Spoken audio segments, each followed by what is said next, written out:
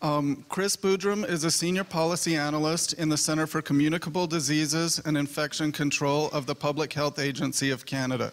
He provides policy advice on addressing communicable diseases such as HIV and other sexually transmitted and bloodborne infections among gay and other men who have sex with men and Aboriginal peoples, as well as overall communicable disease prevention policy.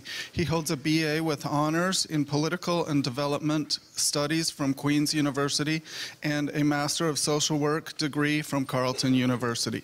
He'll be presenting to us this afternoon on examining HIV vulnerability and resilience among gay, bisexual, two-spirit, and MSM in Canada through a determinants of health lens. Please help me thank Chris for joining us.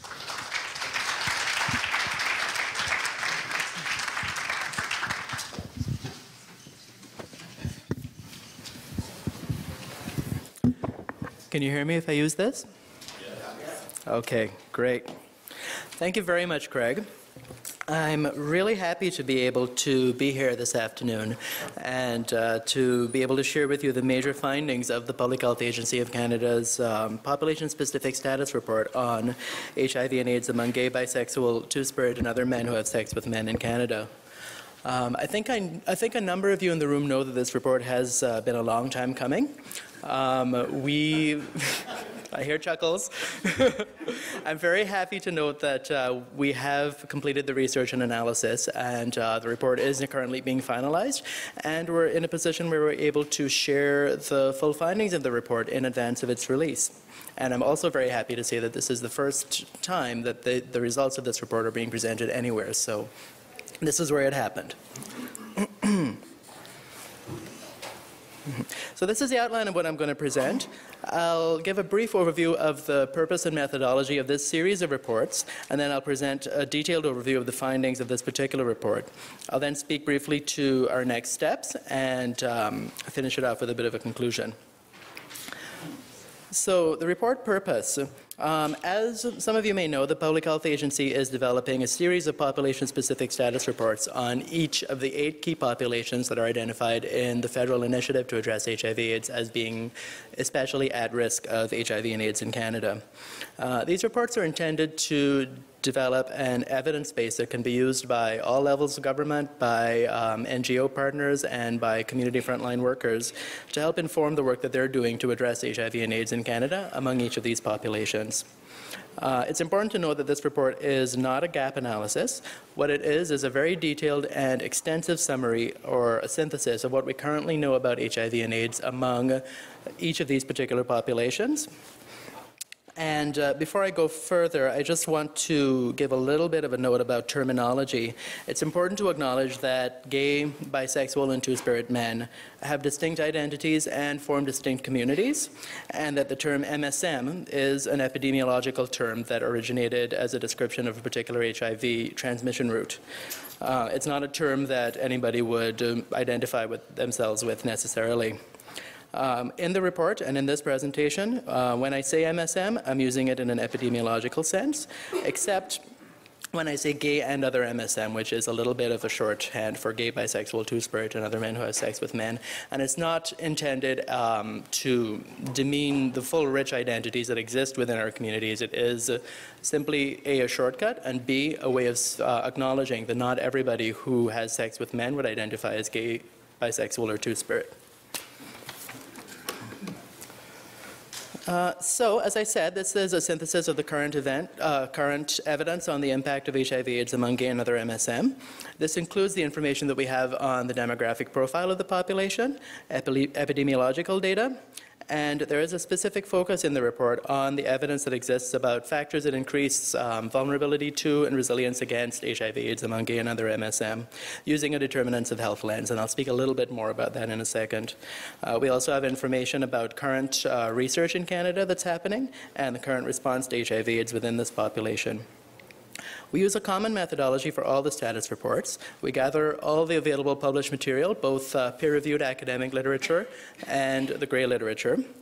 We collaborate with other government departments and provinces and territories and frontline organizations to collect as much information as we can. And a key part of the methodology is working with a national expert working group, which is comprised of representatives of the populations in question, as well as academics and researchers and program and policy experts. So I'll now move on to present a very quick overview of everything that we found. And I'm very conscious that I'm skimming through a lot of detail when I do this, but we only have so much time, so there we go. So with regard to the demographic profile, the first and most important finding here, I think, is that there is a lack of comprehensive demographic data on gay and other MSM in this country. As we all know, there is no census question on sexual orientation, and that would provide the gold standard in terms of demographic information. In the absence of that, we were able to work with Statistics Canada to compile some relevant information from the Canadian Community Health Survey. As you might know, that is an annual survey of about 65,000 people with good geographic representation across Canada, conducted by Statistics Canada, and they do ask a question on sexual orientation. In the 2 years that we looked at, less than 1,000 men identified as gay or bi, but we were able to work with StatScan to correlate the identification as gay or bi with some other variables and shed a little bit of light on the demographic characteristics of our communities. So the first question that people tend to ask in terms of demographics is, okay, how many? How many gay and bisexual men do we have in Canada? And I think it's really important to note some severe methodological limitations in terms of really being able to answer that question. The answer or the numbers of people answering yes or no will often depend on whether you're asking about their sexual behavior, their sexual attraction, or their specific identification as gay or bisexual men. And of course, it's also important to know that there's still significant stigma that attaches to being gay or bisexual in Canada, and so that makes people a lot less reluctant to identify themselves as such on a survey. Based on the information we were able to pull together from CCHS's question on identity, we were able to come up with one estimate that says that there's about 195,000 gay and bisexual self-identified men in Canada, which would be just over 1% of the population. It's one estimate. You can pull a number of other estimates out of different surveys that have been done both in Canada and internationally.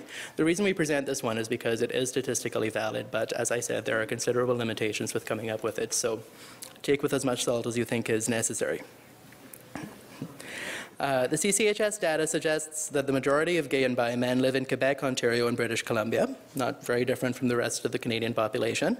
The vast majority are Canadian-born, identify as white, again, not very different. They're more highly educated than heterosexuals, but have similar income levels, heterosexual men, sorry, I should specify. And we were able to look at earlier cycles of the CCHS to determine that gay men report the same overall health status as straight men, but also report more chronic health issues and more mood and anxiety disorders. So moving on to the epidemiological information. We have historical surveillance data that shows that since data collection began in 1985, gay and other MSM have been the group that's been most affected by HIV in Canada. We don't have exposure category information for all HIV positive test reports, but for those that we have it, 55.4% of positive test reports and 68% of AIDS diagnoses were attributed to the MSM exposure category. The most recent available surveillance data that FAC has for 2009 indicates that the MSM exposure category continues to account for the single largest proportion of new HIV infections in Canada. In 2009, it was 41.8% of all new infections, and that was an increase of 31.3% over the 1999 numbers. Between 1998 and 2009, based on the ethnicity data that we have, white men accounted for the vast majority of positive tests among MSM with known ethnicity. And it's important to know that only about 30% of the positive HIV test reports conveyed to FAC actually have an ethnic identifier attached to them. However, we have been able to correlate that with other studies on HIV and ethnicity, and it seems to roughly mirror the trends that are being seen elsewhere. So this graph is positive HIV test reports by exposure category. This is the actual number as opposed to the proportion. The proportion has been holding fairly steadily among MSM, but as you'll see, the number is fluctuating, but the overall trend is slightly upwards. So this is really the meat of the report. And before I get into it, I just want to say a little bit about why we're looking at vulnerability and resilience. So we know that there are two main ways that HIV is transmitted when you get right down to it, the biomedical facts. There's unprotected sex and there's sharing needles to inject drugs. There's other ways, but those are the two main ways. So that's well understood. What we don't understand as well is why some people or some populations are more likely than others to engage in these behaviors. So, to shed some light on that question, we look at the socioeconomic, cultural, and environmental circumstances, which we know as the determinants of health, among other terms, to help us better understand why gay and other MSM are more vulnerable to HIV infection. So, in the next few slides, I'm going to present information that shows clearly established links in the evidence that we examined between determinants of health and gay and other MSM's increased vulnerability to HIV. And one overall note that I want to make is that while we know that gay and other MSM are the most affected population in Canada, there is surprisingly little research in a number of areas on social determinants of health and how they link to HIV vulnerability. So, probably the most significant finding of the report here, the evidence was clear that homophobia, both external homophobia and internalized homophobia, are overarching factors that contribute to HIV vulnerability. This happens through their influence on risk behaviors and risk factors at the personal level, so things like depression, anxiety, drug and alcohol use. And some of this has been discussed already in previous presentations, and I'm sure will be discussed at the rest of this conference. At the interpersonal level, example through homophobic bullying, and at the institutional level, for example, in influencing barriers to accessing appropriate and supportive health care. On a related note, coming out was shown to be a really key factor. We know that it can be a positive factor that fosters relationships with family and community. We also know that in some instances it can lead to alienation, social exclusion, harassment, and of course violence. So the finding is that the ability of gay and other MSM to come out in a safe and supportive environment has a significant impact on a number of determinants of health, including educational achievement, income, ability to access social support networks, mental health, access to health care, and ultimately your likelihood of engaging in risk behaviors. So linking to the coming out discussion, we found that coming out in childhood and adolescence is an especially important determinant of HIV vulnerability, and that's over the entire life course. There's emerging research that suggests that the ability to come out in a safe environment, to access the support that you need, and to form relationships with your family and community as an openly gay or bi youth can have a really powerful effect on your entire life course, and particularly on your health and your HIV vulnerability. We know that homophobic bullying has been receiving a lot of attention recently, and in Ottawa, we've all been painfully reminded of what an important fact it is by Jamie Hubley's recent suicide. International studies suggest that experiences of homophobia in childhood, such as homophobic bullying, as well as childhood sexual abuse, can be linked to poorer health outcomes, including increased HIV vulnerability over the life course. We do need more Canadian research, though, to confirm and to better understand the causal links. And just a little bit of an additional note on childhood sexual abuse. There is a strong association with HIV risk behaviors later on in life. With regard to culture, there's not a lot of Canadian research on HIV vulnerability among ethnocultural minority, gay, and other MSM. This is partly because there's inconsistent reporting of ethnic identifiers, and partly because there is a tendency of researchers to homogenize gay men, which we found in the literature. The research that exists shows that ethnocultural minority, gay, and other MSM experience simultaneous multiple forms of discrimination. They often deal with racial stereotyping, both outside and within gay communities, and also can experience rejection or fear of rejection from their families and their communities, isolation from their cultural communities, and barriers to accessing culturally relevant services. Due to these issues, minority, gay, and other MSM are less likely to be out, they're less likely to take part in gay communities, and they're harder to reach with prevention messaging, all of which ultimately has an impact on vulnerability. We also found that Aboriginal men who are part of this population are also multiply burdened by discrimination, racism, homophobia, transphobia, the lingering effects of colonization. Studies on Two-Spirit Aboriginal people in Canada show that they face high levels of unemployment, poverty, poor housing, homelessness, ostracism by their own communities and by the wider community, and difficulty accessing health services due to barriers caused by quite a number of different kinds of discrimination, all of which has an impact on HIV vulnerability. We know that strong and supportive relationships with friends and families and the wider community are a key source of resiliency. Data from the Canadian Community Health Survey suggests that gay and bisexual men have consistently lower levels of access to social support than heterosexual men do. It's not a large difference, but it's worth reporting because it is consistent across a number of factors and it is statistically significant. Social support networks among gay and other MSM are not particularly well researched, though. We need to understand them better, and we need to understand specifically how they may contribute to resiliency.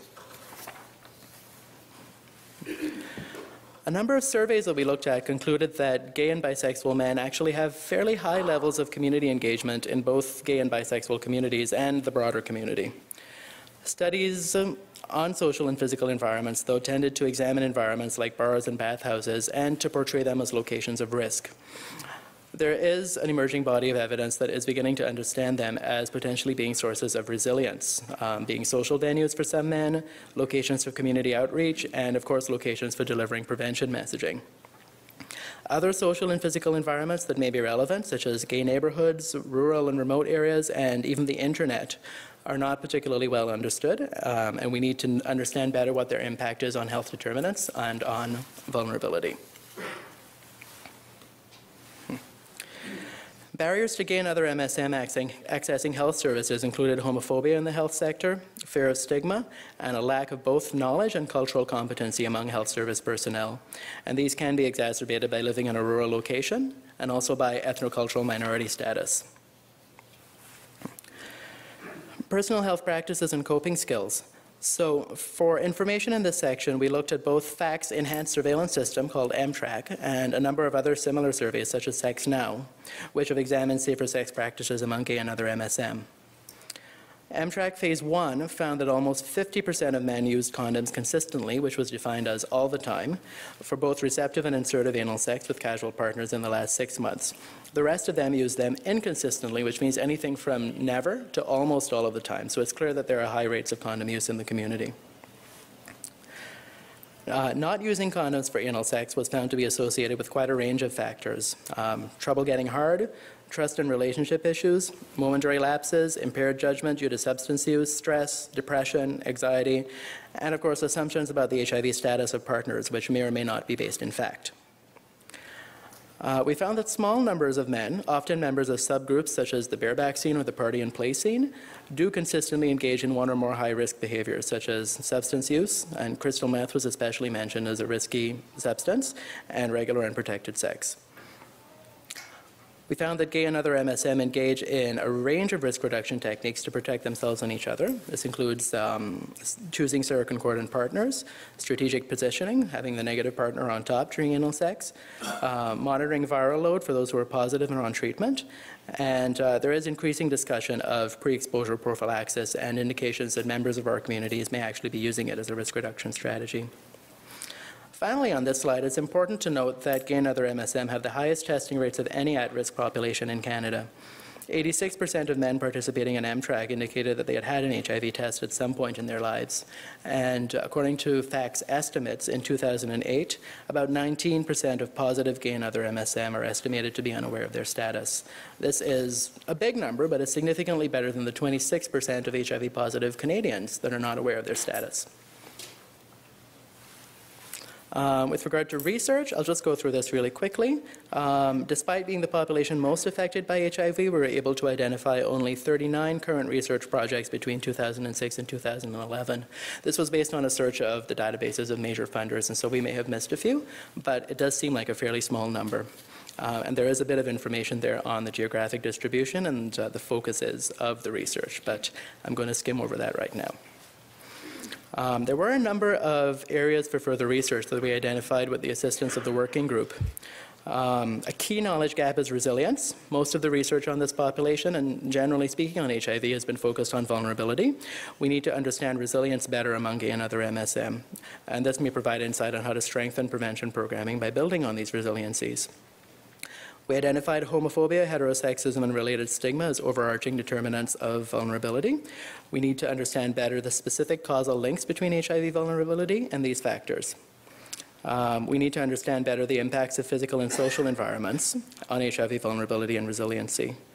And we also don't know a lot about how gay and other MSM access social support networks and build their own networks with family, biological family and chosen family, friends, lovers, casual sex partners, and broader communities, and the ways in which these networks impact both risk and resilience. We need to understand better the extent to which health service providers understand our health risks, understand our unique health needs, and have the cultural competency to effectively serve us.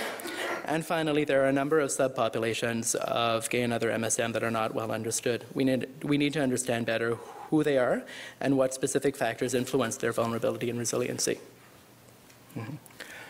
So a bit of information here about the response to HIV. The federal initiative identifies 8 key populations, including gay and other MSM. 2 provinces have specific HIV strategies for gay and other MSM, and a number of other provinces mention gay and other MSM as an at-risk population. I'm going to skip over the rest of that for now. And that's pretty much it, but just a couple more words on what we're hoping this report is going to accomplish. It is the first component, this particular presentation is the first component of our dissemination of the information that we found in this report, so I'm very happy to have been able to do it here. And I'm very interested in the discussion that follows to get a sense of what particular findings resonated with you and how it may influence your own priorities going forward. As I said, this report is intended to provide an evidence base to inform all levels of government, community organizations, and other actors in addressing HIV/AIDS among gay and other MSM. So we do hope that it's going to be useful, and certainly the Public Health Agency will be using it to inform and influence its own work going forward in HIV/AIDS. So I will close with the acknowledgement of members of the expert working group. A number of them are in the audience here. This report would not have been possible without the work of quite a range of people, and they are listed here on this slide, and I would like to thank them, especially those that are here, for their contributions to this project over the long haul. And finally, if you have any questions or you want further information, then please don't hesitate to contact either me or my manager, Brian Gotthow. Thank you very much.